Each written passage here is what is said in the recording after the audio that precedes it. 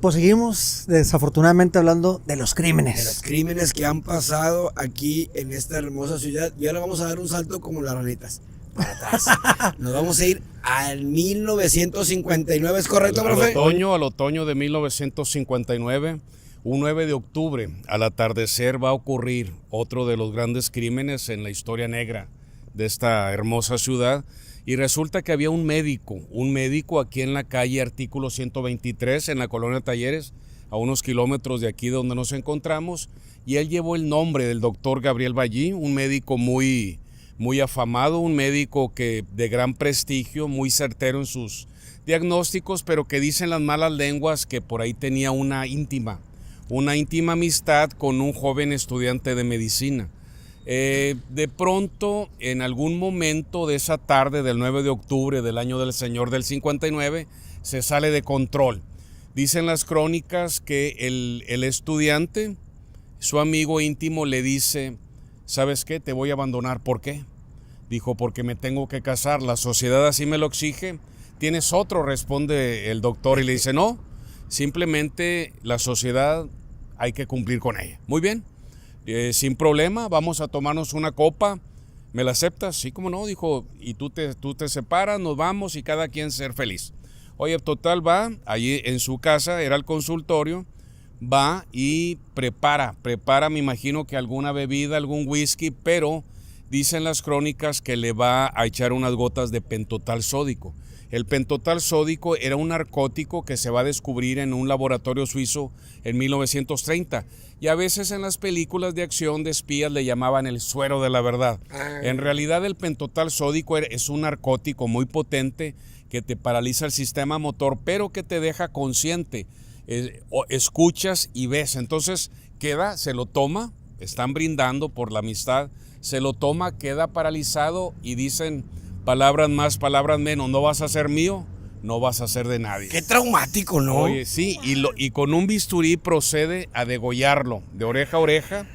Lo agarra, como el doctor Ballí era un hombre de alrededor de 1,75, un hombre fuerte, alrededor de 30 años, lo agarra, lo lleva hacia el lavadero. ¿Se acuerdan que muchas casas de Monterrey tenían el lavadero? Correcto. Donde pues obviamente ahí tallabas la ropa, etcétera. Lo lleva, lo desangra. Una vez que lo desangra, lo procede a cortar. Y el doctor se jactó hasta el final de sus días que, como era médico cirujano partero, hace cortes precisos, cortes quirúrgicos, o me imagino que con un afilado bisturí, lo corta, y ya una vez desangrado, ¿saben lo que va a hacer? Lo va a colocar en una caja. Este doctor tenía un mozo, y el mozo a su vez tenía un tío que tenía un rancho en ese Monterrey de 1959. Sí. ¿Sabes dónde estaba el rancho? En la esquina de la calle de Revolución y Chapultepec, donde ahorita hay por ahí un centro comercial muy moderno. Rancho en aquel tiempo. Rancho en aquello. Entonces le dice al mozo: dile a tu tío que entierre esta caja, tiene vendas ensangrentadas, tiene torundas y tiene cosas que no son contaminantes. Y ahí te va. Dicen las crónicas que le da 50 pesos, se lleva la caja y la entierra el tío. Pero ¿qué va a pasar? Me imagino que el tío, por cansancio, por pereza, la entierra a flor de tierra, valga la redundancia, la entierra a poca profundidad, y aquí es donde va a entrar la leyenda, porque todos nuestros crímenes van a tener una leyenda urbana. Claro. ¿Y sabes lo que dice la leyenda? Que una vaca pinta va a escarbar. Hasta donde yo sé, las vacas no escarban. Para mí tal vez fue algún cabra o algo, alguna cabra, algún marranito. El caso es que escarba y van a salir 3 falangetas, 3 dedos, los dedos no sé cuáles, salen, y obviamente el señor, el propietario del rancho, se va a asustar, le va a hablar a la policía, y ahí es ya Guadalupe, y la policía de Guadalupe le va a hablar al servicio secreto, el abuelo de la policía ministerial. Se persona, obviamente encuentran los restos macabros, pero con tan mala suerte que en el pantalón, ¿sabes qué había? Había una cartera. En la cartera sacan una identificación, es la de la víctima, un joven estudiante de 19 años que cursaba la carrera de medicina. Van a su casa, y una vez ahí, después de que entrevistan a su familia, les avisan de que este joven tenía una amistad muy íntima con un doctor que vivía en la calle Artículo 123. Me hubiera gustado ir, pero todavía es una zona muy familiar y tal vez para no ir a molestar. Después ya habrá oportunidad. Vamos, o al rato les envío unas fotografías de la época, parte de la investigación forense. Llegan, tocan la puerta y les abre el doctor. Y el doctor les dice, ¿se identifican los detectives? Y les dice el doctor, no me haga nada, yo soy a quien buscan. Y se entregó. Se entregó, confiesa el crimen y él dice, yo cometí ese asesinato en un arranque pasional. Bueno, lo condena, fíjate, este doctor lo condenan a muerte, en la última condena a muerte en el Estado Libre y Soberano de Nuevo León. Es lo que te iba a decir porque Sí, no existe. sí. Bueno, todavía estás hablando que el caso penal va a ser llevado en el curso de la primavera del verano de 1960 y el juez de instrucción lo condena a muerte. Obviamente ya no había el paredón, ya no había horcas y le van a dar la pena máxima, que eran 25 años por homicidio en primer grado. Y perfecto, lo llevan a la vieja penitenciaría.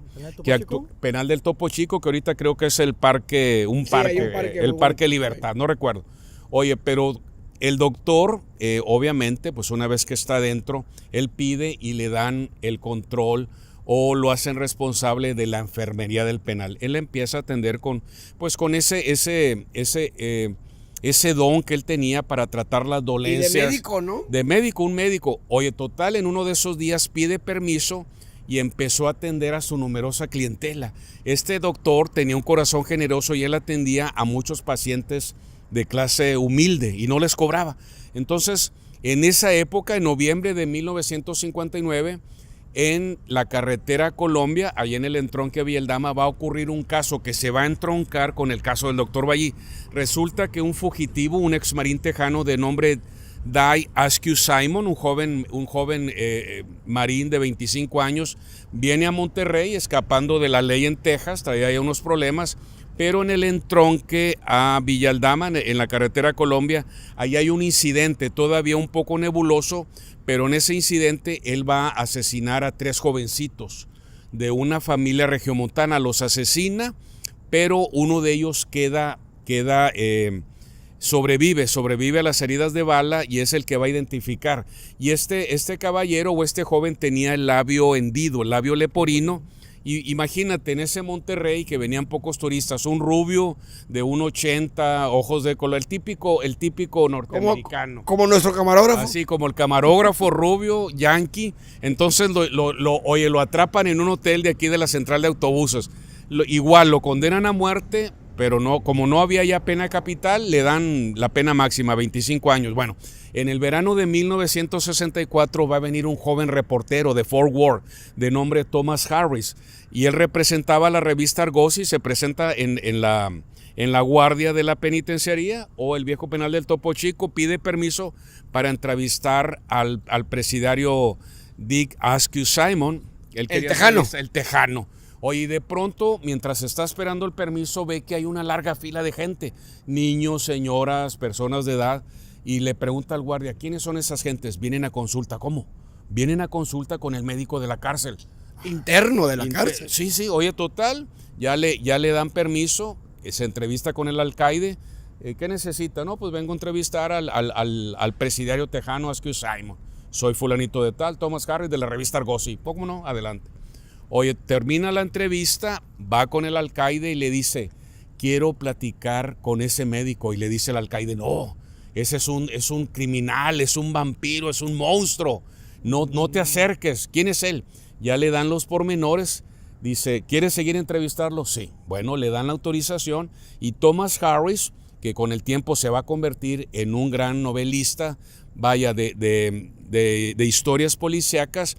Él dice en sus memorias, esas memorias las va a publicar en 1993, dice, cuando llego a la enfermería encontré un hombre joven, pulcramente vestido, educadamente, que se presentó como el doctor Gabriel Ballí, médico cirujano partero, y me platicó lo que él había hecho y yo quedé asombrado. Bueno, este doctor está 2-3 horas con él y se retira, hace su reportaje en la revista Argosy y cae en el olvido, pero para 1979 recordó en sus memorias Él dice que volvió a sus cuadernos de 1964 y el doctor Gabriel Ballí, regiomontano, acusado de un crimen en primer grado, un crimen pasional, va a ser el modelo o va a ser la figura para representar a aquel médico asesino en serie, el doctor Aníbal Lecter. Icónico. ¿Te acuerdas de Silence of the Lambs, del Silencio de los Inocentes y de la continuación que es el Dragón Rojo? No, y hay una más. Son tres. Son tres. ¿Cuál es la tercera? Ya se me olvidó. Es el Silencio de los Inocentes, el Dragón Rojo y no me acuerdo cuál otra. Pero son tres. Bueno,